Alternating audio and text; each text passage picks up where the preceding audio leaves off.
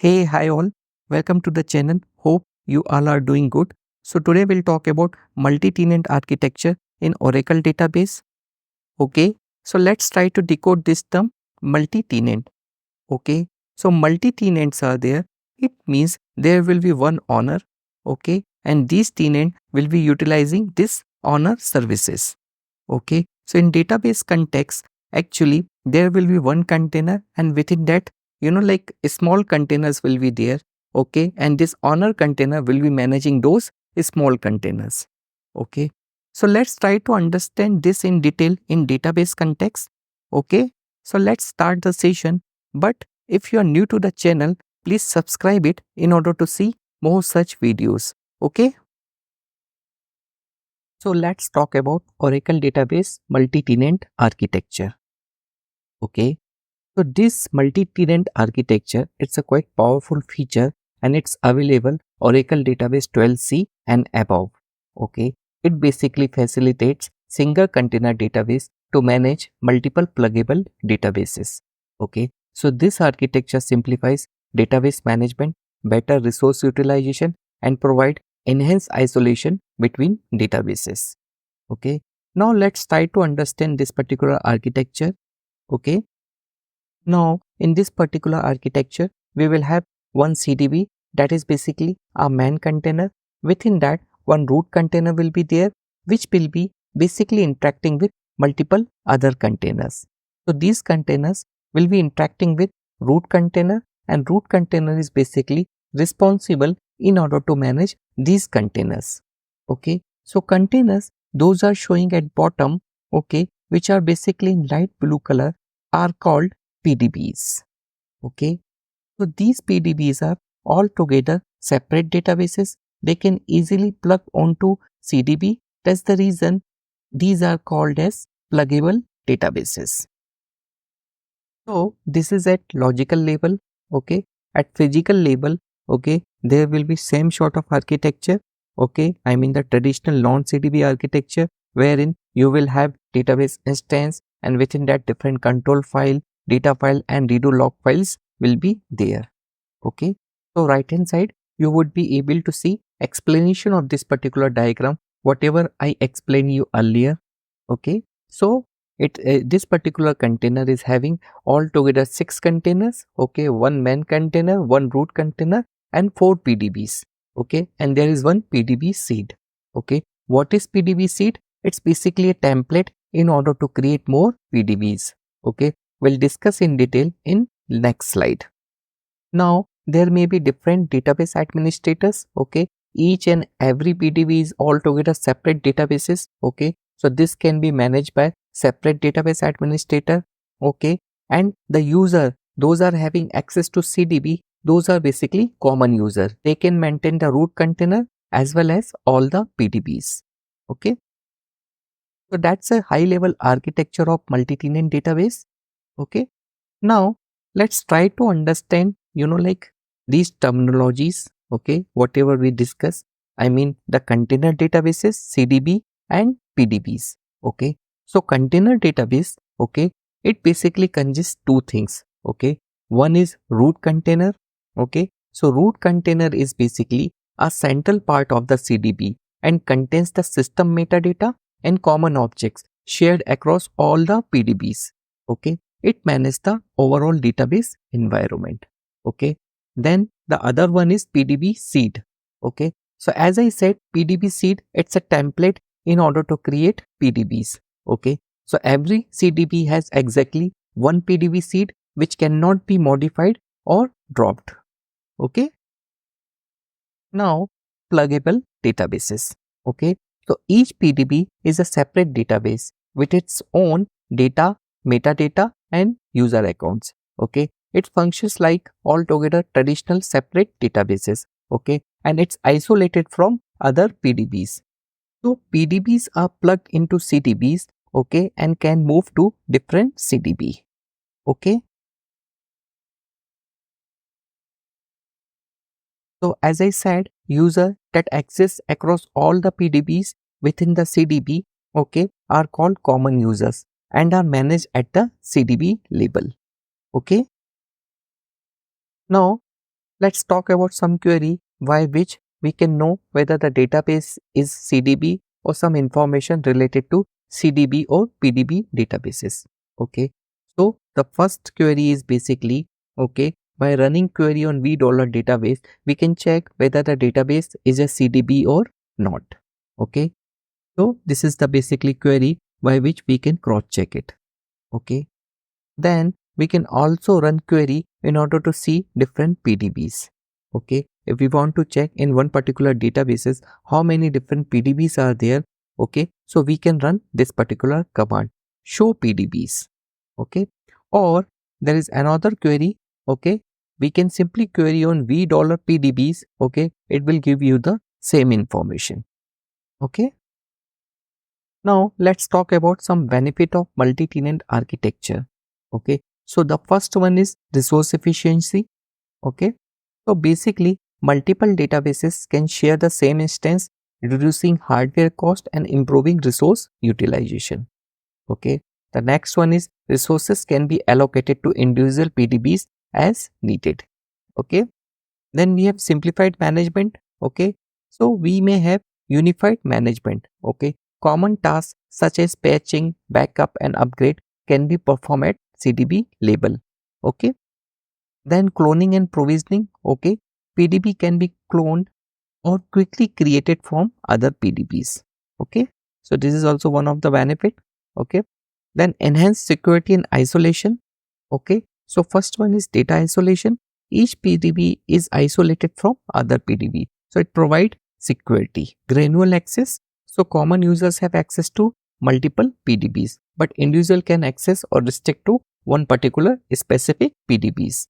Okay, then we have flexible deployment. Okay, migration. Okay, PDB can be quickly moved from one CDB to another CDB. Okay, which also minimize downtime. Okay, so in that way it's quite useful. Plugging and unplugging, so plugging and unplugging PDBs are quite easy. Okay, so these are some features, okay, which suggest that why database should follow multi-tenant architecture. Now let's talk about multi-tenant architecture use cases. Okay, so first is database consolidation. So this architecture is quite useful for consolidating multiple databases onto a single instance. Okay, which basically reduce hardware, software and management costs. Okay, then we have development and testing.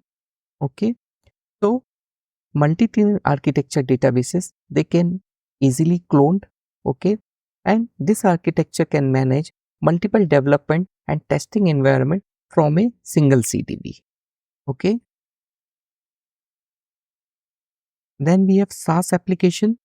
So this architecture is quite suitable for software as a service application wherein multiple tenants are there. Okay, they are using altogether separate databases but shared infrastructure. Okay, so these are some use cases of multi-tenant architecture. Now let's quickly talk about creation of CDB. Okay, so for that one you will have to connect to SQL Star Plus. Okay, please make sure that whatever user you are using, it should have admin privilege. Okay, then create database is the command which is basically used to create any sort of database. Okay, so here you would be able to see the sample command. Okay, so in this particular command CDB1, it's actually a container name. You can specify CDB name over here. Okay, then sys and system, these are two default user which basically Oracle creates. Okay, so you can supply password over here for sys and system users. Okay, then enable pluggable database which basically make containers enable in order to create more pluggable database. Okay, then seed PDB1. Okay, so this is basically the name of PDB seed. Okay, so you can specify PDB seed name over here. Okay, and default user for PDB seed. Okay, then file name convert. Okay, so in this, then file name convert. So in this particular clause you can specify the location of the PDB seed data files and the target location to copy these files. Okay, So that's a simple syntax of creation of any CDB. Okay. Now let's talk about creation of PDBs. Okay. So in order to create PDB, we do have command, okay, called create pluggable database. Okay. Using this particular command, we can create PDBs. Okay. So for this one, you would be able to see the sample command. Okay. So in this particular command, okay, test PDB, this is basically PDB name. You can specify your PDB name over here. Okay. Then the user, admin user for that particular PDB. Okay, you can specify the password. Okay, and default table space. Give table space name over here, which will be used by this particular PDB. Okay, then data file. Okay, give location of data file. Okay, then size of data file. Okay, so in this particular example, it's 250 MB. Okay, then auto extend on. Okay, so this particular clause basically enable the automatic extension of data file. Okay, then path prefix. Okay, so this clause actually specify the objects path, basically directory path of PDB files. Then file name convert, as we discussed in the earlier slide. Okay, so this clause basically specified the location of the PDB seed data files and the target location to copy these files. So we can query on $data file and can extract the path of PDB seed. Okay. Now let's talk about creation of PDB. Okay, through various methods. Okay. So one way of creating PDBs is creating from PDB seed. Okay. So we can simply create one PDB using PDB seed. Okay. So there is a command called create pluggable database. Okay. Using that we can do that. Okay. Here you would be able to see the sample command. Okay. In this particular command, my PDB, that's a basically pluggable database whatever we are going to create. Okay, and you need to specify admin username and password. Okay, another way of creating PDB is by cloning a PDB. Okay, so we can create PDB by cloning a PDB or non-CDB. Okay, for that one, the same command create pluggable database will have to use with from clause. Okay, so in this particular sample command, my PDB underscore clone, that is basically a target PDB. Okay, and my PDB, that is basically a source PDB. Okay,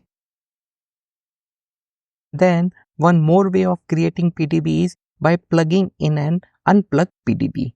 Okay, now what is unplugged PDB? So unplugged PDB, it's a self-contained set of data files and XML metadata. Okay, so we can specify the path of XML file. Okay, by using that we can create PDB. Okay, so below you would be able to see the sample command for the same. Okay, so we'll have to use using clause. Okay, and thereafter we'll have to give our XML file name. Here no copy clause specifies that unplugged PDB don't need to be moved to a new location. It means existing path can be used. Okay. Now let's talk about modification in pluggable database. Okay. So for that one, we have command alter pluggable database. Okay. Using this command, pluggable database can be opened, closed and unplugged. This command also support to modify settings related to PDB state, data files, table space, backup and recovery. Okay. Open a PDB. Okay. In order to open any PDB, we'll have to write this command alter pluggable database PDB name and then open. Okay. So it will open PDB. Okay. And PDB will be ready to use. Okay. It means it will be accessible across all the users. Okay. Unplugging PDB. Okay. So in order to unplug any PDB from the container, okay, first we'll have to close the PDB. Okay, for that one we'll have to write command alter pluggable database. Okay, and use close and immediate clause. Okay, then we'll have to unplug it using the same command. Okay, but we'll have to specify the location of XML file where we want to store this unplugged PDB. Okay, We can verify this particular PDB whether it's unplugged or not by querying on $PDBs. Okay, so we can simply query on $PDBs and we can verify whether database is unplugged or not. After unplugging, if you want to remove the PDB data files, okay, you can manually delete it. Now let's talk about conversion of non-CDB to CDB. Okay, for that one we do have one function in place, DBMS underscore PDB dot describe, okay, which basically converts a non-CDB to CDB database. Okay, so here you would be able to see the sample code.